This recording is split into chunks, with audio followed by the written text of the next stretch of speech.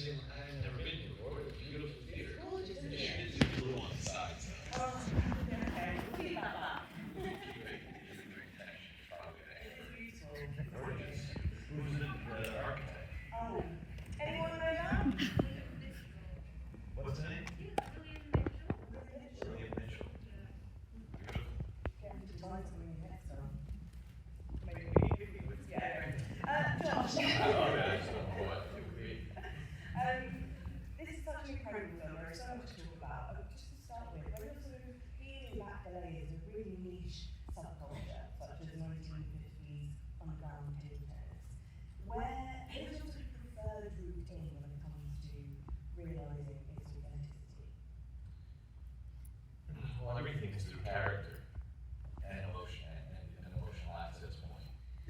So, the subjectivity, the only way to paint a portrait of any world is through a worm's eye view. The micro is always the macro. And, with this project in particular, it's not like I love table tennis. It's not like I said, I need to make a movie about ping pong. The term ping pong is offensive to the sport itself. It's a word that's more associated with chaos than it is with, with respect to athletes. So my access point was an emotional one because it came at the end of a 10-year dream that no one believed in cut tennis. And it kind of coincided. My wife, who's a producer in the movie, bought me a book that was about a misfit, an outcast, and a hustler who also happened to be a table tennis champion. And reading that book opened up my eyes to the subculture in New York City about these guys who had no idea where to sleep on a Wednesday, but you find them in a palatial hotel in Paris on Saturday. They were international, but barely provincial. So that was my access point and of interest. And then I released the movie, this 10-year dream that was constantly getting rejected.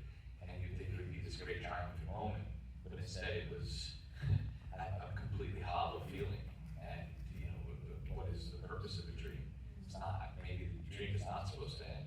And the dream's function is they're an agent of change, but they're for the lonely. And that feeling was a very complicated one. And there was a lot of sacrifices along the way to realize it. And the sacrifice was kind of a life. Just very soon after I finished that movie, I just kind of didn't want to make movies anymore even. He said, this guy, I want to be an architect. Yeah. He's like, what? Yeah, we have mortgages.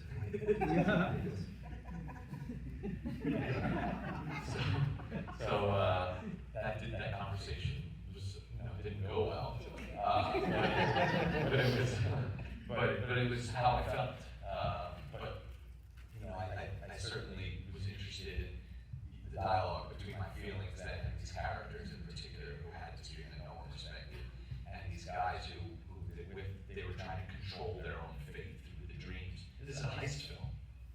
Dreams are heists on fate, and that's kind of what this is. It's the urgency of it. When someone doesn't believe in your dream and finds it ridiculous, the world's greatest table tennis player, it sounds like it's some sort of joke, to people. I love the sport, and I find it to be very dignified, but most people don't. And they, everyone thinks they're great at it because they play with some friends in a bar or something. But I was very, I could relate to the fact that these guys, every moment that passed, that their dream wasn't realized was a humiliation because in a way it was, confirming their disbelief in it. So that urgency, I would ask Ronnie, I would call him and I would say to him, often when we were making gems, and on this one too, I said, we need a new draft by Thursday. I said, why? So because if we don't have it done by Thursday afternoon, and then we're going to push it to Friday, and say, it's Monday, and if I bump into somebody over the weekend, I can say, we don't have a new draft. So we lived that way. I lived in the last second, the last minute, the last hour, the last day of the year. Incredible. And Ronnie, as well for you, what did you want to say about post-war masculinity in this? And what did your research about this era? If Josh thinks micro, I think even more micro. I really only can access, the whole narrative just springs forward from our understanding of the character and we just, basically the narrative ends up just being sort of a straight line composite of behavioral choices, right? But my access point, I mean, like Josh said, Josh loves table tennis. I have no aptitude for it. I have no aptitude for sports. I have no relationship with sports. My entire identity as when I was a kid was formed antithetical. Like I was obnoxious about it. I was obnoxious about it. When I was in 6th grade, you know, I climbed up on the back of the batting cage to heckle all of the kids, the sort of popular alpha males in my school while they would play baseball recess, and the entire batting cage fell over. It unmoored from the ground and pinned me to the ground. I was removed from the school in a wheelchair. Anyway, that's my relationship with sports. So yeah. What about post-war masculinity? Talking about post-war masculinity. I will say that what was interesting from the initial research was, you know, talking about the microcosmic details, footnotes of history. That's why how I got Jack Fisk involved. He was interested in the historical elements of the film. He loved the story. He really responded. He kept telling me, I love how Marty changes, Josh. It's not like your other movies. And I said, well, I think our agents have changed. But to go back to post-war masculinity, there was the elements, the geopolitical elements that kind of showed themselves through this worm's eye view. You know, the fact that the Japanese came out of isolation through table tennis. And we had it in the film because sometimes you can't squeeze in the stuff you love. The invention of the sponge paddle that they built to come out of isolation with was called the atomic paddle. And it was mind-blowing. They were very aware of, you know, I mean, what was happening in Japan is fascinating. It'll never happen again, most likely in the course of time. The embrace of defeat from the type of people, the emperor was just a normal guy. Folk heroes exploded. America wrote the Constitution of Japan. And we were seeding the American dream was this exploding concept and rugged individualism. So that was very interesting to me, that this young man went, named Hiroshi Sato, it was in India, England, and won the world championship. Came back, there was 1 million people waiting for him. We had that as a subtitle, people laughed. So we're like, let's make it slightly more realistic. But it doesn't even feel realistic as it is. But like, you know, and then, like for example, the courting of Jack Fisk came from Lawrence's, the table tennis parlor. That was a real place. My great uncle played there, and he says it was like an orphanage for misfits. People taking bets on who could throw a peach higher, and you know, guys sleeping in the back room, you know, the bullet holes above table number 6 because Legs Diamond used it as a speakeasy, and they missed, so it became lucky table number 6. So 6 bullet holes. And this is a fascinating place that was a historical piece of music because it was the first black-owned business in the Times Square district. These things no one knows about. That Holocaust story, it's a true story. A table tennis player from Hungary, Aloshi Erlich, his life was spared in a concentration camp because the guys knew who he was. He was a champion. And he was, like most ping pong players, had a high IQ. You know, he was a physicist, and they said, oh, you can defuse bombs, get out there in the middle of the woods, try them out. We would stay like, you know, thousands of feet away from you. You know, and you saw the story. So there were these elements that were certainly from a historical standpoint interesting to Ronald. Yeah, particularly the sponge itself, which only is in the movie and kind of like you have to squint and see in your peripheral vision, but historically, the sponge paddle, it comes, you know, Marty is about a year or two, like if he was born just 1 or 2 years early, he could have sort of fulfilled his destiny to become the best in the world, but this sponge paddle comes out, and it absorbs the power. You know, what it did is it sped up the game so much that the game really lost its ability to take off as a spectator sport. Yeah. Yeah, well that's like, and then, you know, the ball, you know, over time, you know, obviously spectator sport is all about entertainment. And it's just, the irony is that they advanced the sport, but set it back in terms of its growth. But Marty's style of playing is way ahead of its time. You know, he's in the way he carries himself, and you know, it's partially the vibe of the film is that Marty is ahead of his time. You know, he's haunting his future, and his future's haunting his past in a way. You know, it's movies told from the perspective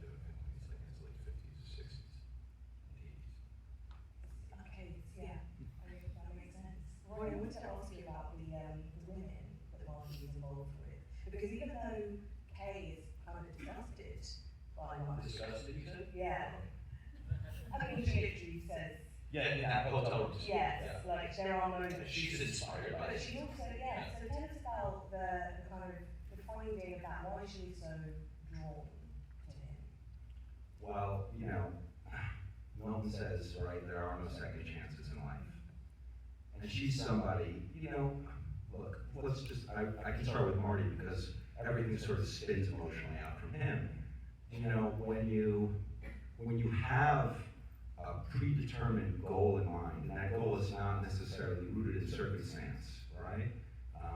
When you dream to be something that's bigger than what's offered to you in your immediate sort of territorial bubble, you know, you kind of can't live in the present tense. You can't plant roots into the ground because every decision that you make is, you know, you have to weigh how much that's going to compromise your ability to realize your goals, right? You can't take a full-time job, you can't, even your relationships are compromised, you can't have family, you can't have kids. So Kay is somebody who did make those compromises when she was younger. And I think Marty wakes something up in her, you know, because probably a lot of bitterness is calcified in the intervening years, especially since if she did give up on her dream in order to start a family because she got pregnant, well, she's lost her child in the war. So really what's left, you know, what's left for her? And that's where the position she's in life when Marty first appears and sort of imposes himself on her is a time where I think it would be difficult for her to find meaning in her compromises. I think that one of Marty's greatest attributes, and the thing I think keeps him anchored to I mean, I don't believe in anti-heroes, but, you know, the response that we get is like, you know, he's an anti-hero. I believe that, you know, one of the most positive things in him is his exuberance, is his passion, is the intense dreaming that he elicits. You feel it on him. That's what I felt on Timmy when I met him for the first time prior to him doing Call Me by Your Name. And I think that it's infectious, and you see it clearly, most blatantly through Kay and her return to the stage and her quest for glory and what glory is, and how we can be bigger than ourselves and larger than life. But you also see it in Dion, his buddy Dion. You see it even in Molly, who has a vacation for a day. That moment when they're dancing outside the bowling alley is just pure, it's a pure moment. And I think Marty is in quest of purity, and he's in search of big feelings. And you know, I think that those are those moments, even with Rachel in the beginning, time is the enemy. And I think that dreaming and love, particularly physical love, are like things that exist outside of time. And I think that's one of the great superpowers of someone like Marty Supreme. And tell us about the casting then, especially, well, as we mentioned, Kay and Rachel, let's talk about them, because they do have to go toe-to-toe with Marty and have to kind of... So, when is something, there was a few people who the movie was written for. Obviously Timmy. Tyler was kind of soon after Timmy. Because you sort of really wanted to watch him for a long time. I love Tyler. He was just such a punk and a filmmaker. I love the way he thought. I love the way he used words. And he dropped the line about Timmy in the song. And I wanted to get the two of them together. And when they were together, there was some sort of electricity. They had an iconic quality to them, like they were partners. And so that was someone who you know, the movie was written for. And Gwyneth was another because not only because of the meta quality of someone who'd been kind of in a soft retirement, but because of what she represented. When you cast somebody, you're bringing their entire package. You're bringing their filmography in the case of an actor, especially someone like Gwyneth. You know, and you're bringing films like Perfect Murder, Talented Mr. Ripley, Great Expectations, the graceful, untouchable two lovers, untouchable, you know, kind of genteel to someone like Marty. It's like this trophy almost. Like, oh my God, I would love to maybe one day even be considered worthy of looking at by someone like this, a goddess. And you know, she has this kind of eternal grace, like a Grace Kelly, no pun intended, or you know, Ruby Keeler, the older stars from yesteryear. And you know, casting scheduled the film so that the first thing I'm shooting with her is her return to the stage. So right before we started shooting, she turned to me, she said, I hope I remember how to do this. And there was such a humility in that, such a vulnerability, and that was what I was most, touched by, was how vulnerable she was. Because Kay is kind of losing her kid and giving up on her dream is a kind of open wound. Yes, and similar with Kevin O'Leary too, although that might be less relevant to a British audience. Dragon's Den. Yeah, we stole the Dragon's Den from you guys and turned it into this very popular show called Shark Tank. But I don't know if anyone's familiar with it, but on that show, basically the vampires industry, package up the American dream and turn it into a cartoon, sell it to the public. And it's proliferated in every hotel room in America. You can turn on the TV and it's just forced on you whether you want to watch it or not. And he's, what's at the core of that show is if all you need is a talent or an idea, you could jump the line and fulfill your dreams and go from rags to riches.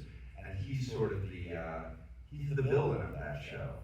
So, you can take all that connected energy of thousands and thousands of hours of him doing this character on TV, and then you can use that energy. And similarly, or a first timer, you get to learn with them. You get to learn who they are with them, develop a relationship from scratch. So it's kind of more of an earned. The relationship you have with that performer is very earned, and it's yours. It's private. And someone like Odessa, for example, is someone. She's incredible in the movie. Yeah, she was somebody who came late to the film. I didn't know who was going to play Rachel. I knew Rachel really well. I knew her relationship with Marty. I knew the foundational moments between them when they in their youth. The Marty coming up, inviting her to go see King Kong, and before the lights go out, saying, "What's your dream?" She's like, "My dream. I got two of them. First is to be the world champion of table tennis, and the second is to become a very wealthy man." She's like, "Oh, I don't even have one. I don't even know you can dream." The point, a woman at that time didn't have the luxury of just dreaming big. But when we were taking time to start casting, she had there was a romantic way her outlook on life, talking about Odessa, was she yearned to be moved, and she yearned to be, shifted out of time and to go away. She rebelled against monotony, and there was that inside of her, that fire inside of her felt so appropriate when then she sent her audition tape.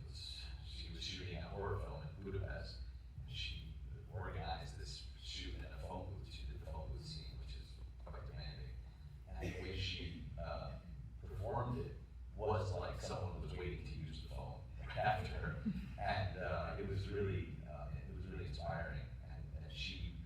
And I told her from the beginning, I said, "You're bigger than Marty. Like, you are the best.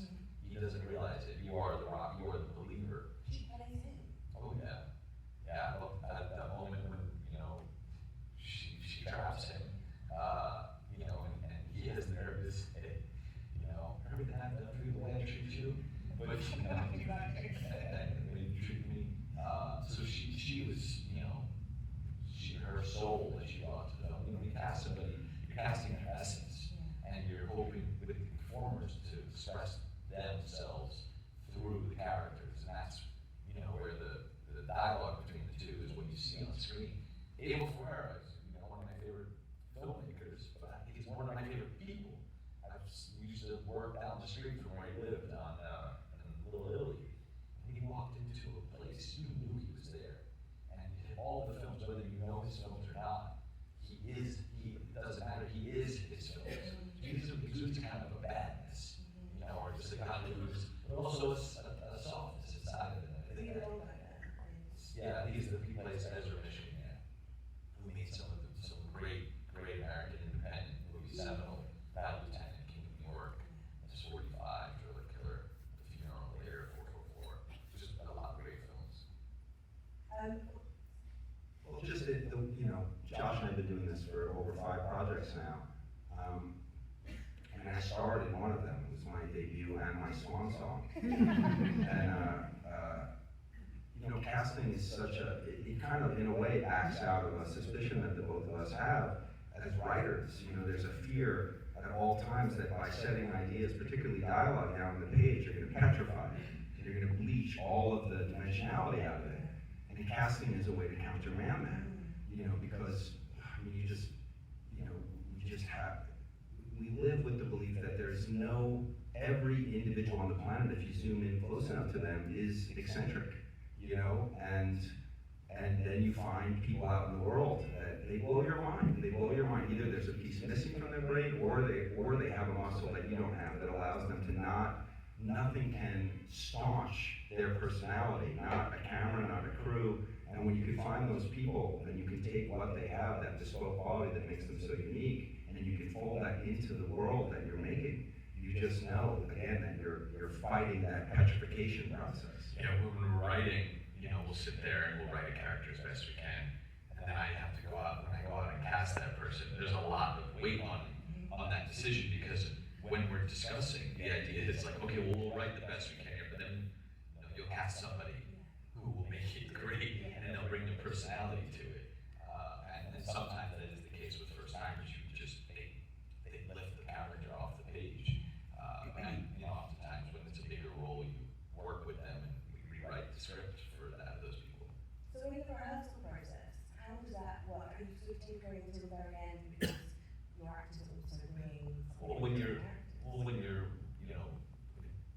running through the script individually with each person, they're bringing to you their own brain, and you're using their brain and their soul and their essence to kind of etch a sketch their soul into the script and into the movie. So those conversations, you end up going back and changing not only the dialogue, but sometimes, there's those moments of, call it rehearsal, are so influential that they change the course of the scene.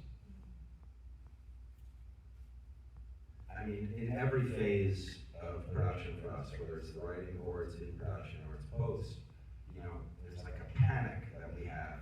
It's very neurotic, that things are going to cool down, that the life is going to cool down, and it won't feel alive, and it won't feel, ultimately we're trying to make work that feels like it's written while it's unspooling in the projector. So you settle these ideas down. When you come up with a good idea, whether it's Josh or me, you're kind of filled with a sense of mastery over every living creature on the planet. And then 24 hours later, you look at it and you're like, oh my God, this sucks. So casting is another way to take set ideas and heat them up again. Because like Josh said, it's like taking someone's brain and plucking out of their skulls and then using it like a pen. And even, we used to write and then we'd be sneaky about it. We're like, well, we're going to write because we're going to submit to the tyranny of professionalism to try to get financing and all these things. And then, but we were secretly going to throw away all the dialogue when we got into production.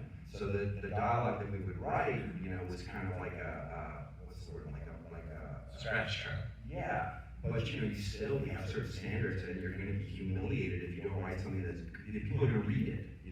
So we would work twice as hard to overcompensate and try to put as much dimensionality and emotionality and as much chaos into the writing Because we want the writing to feel like you're watching a movie that's nuts, where you want the writing to feel like someone's transcribing live event and live dialogue. So eventually, though, I think we got good enough at it that the charade started to actually capture what it is we wanted to express well enough that the performers were saying while we were there ready to throw it all away, everyone was saying, "No, that's good. This is what we want to say." And this oftentimes Ronnie would say to me, because he knows that I'm constantly trying to, take the script and throw it away, and he would say, some of this stuff is actually kind of good,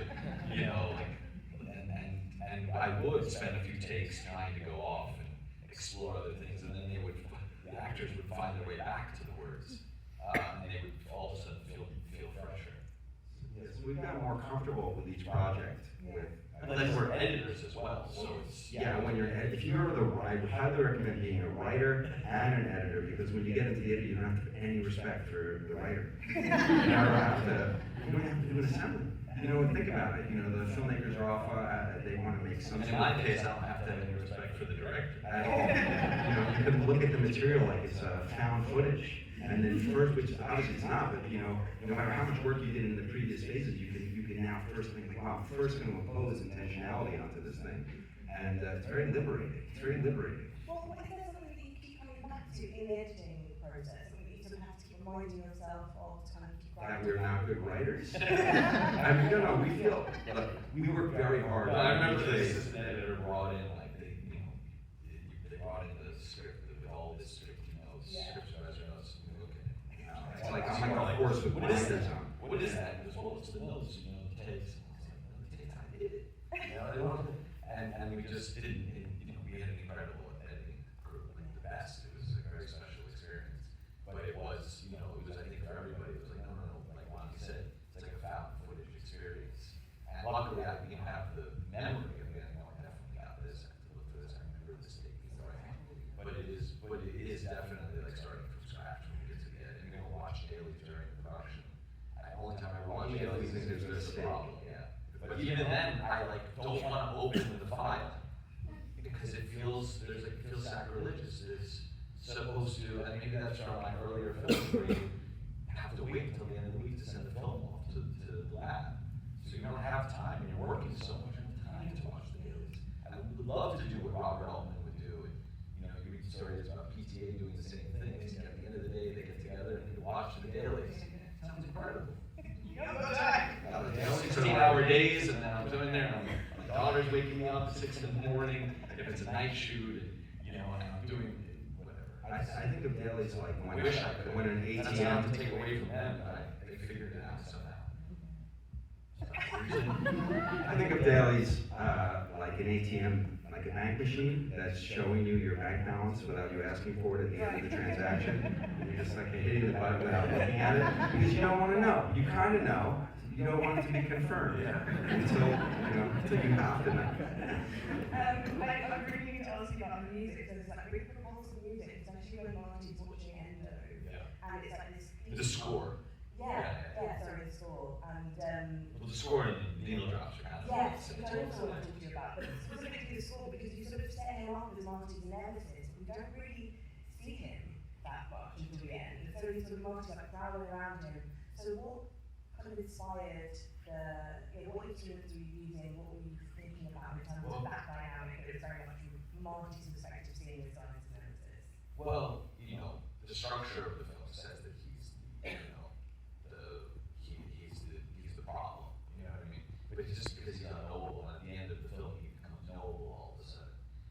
And through the course of that journey, when he agrees to do the match, when he realizes that he is part of some sort of, you know, carpetbagging sham exercise that he's being exploited.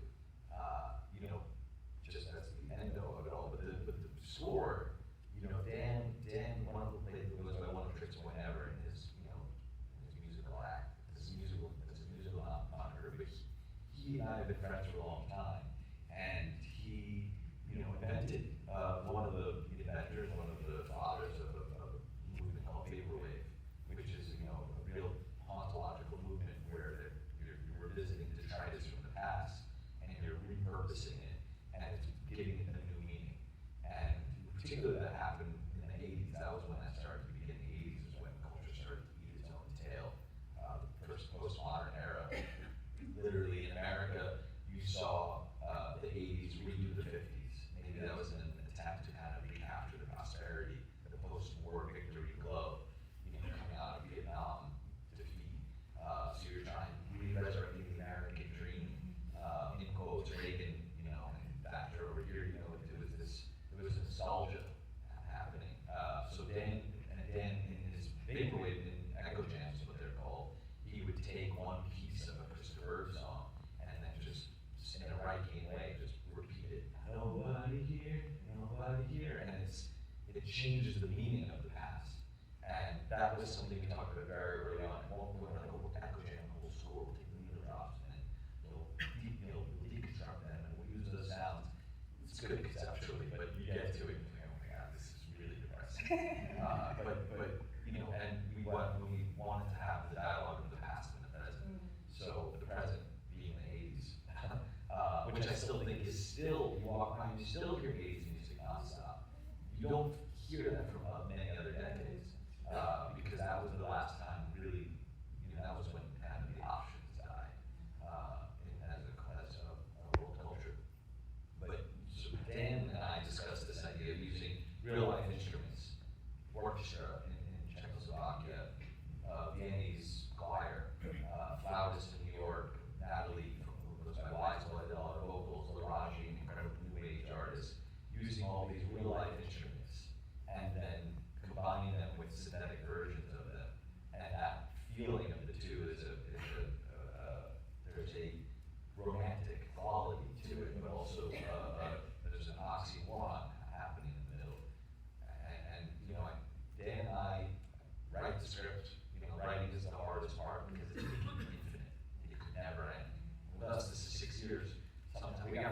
do it quicker, but. Maybe don't throw it away. Well, then we throw it away, right? And then, you know, it's really hard, and then directing is, you know, the world does not want your movie to exist, and it's brutal, and it's war, but it's finite. 46 days it'll be over. You know what I mean? One day left, and you're dying. And then editing could be infinite, but it costs money, so it can't be. And then towards the end of picture log, I start to get that uneasy feeling, because it's time to write the next screenplay, which is the score. And Dan is very generous that he includes me in on it, but he had been working, sketching melodies, he's an melody master, because he's very emotional and thinks that way.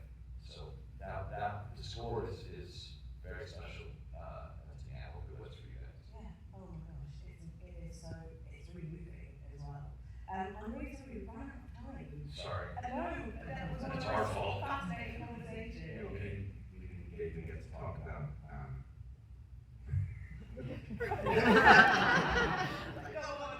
What was it gonna be that you wanted to talk about?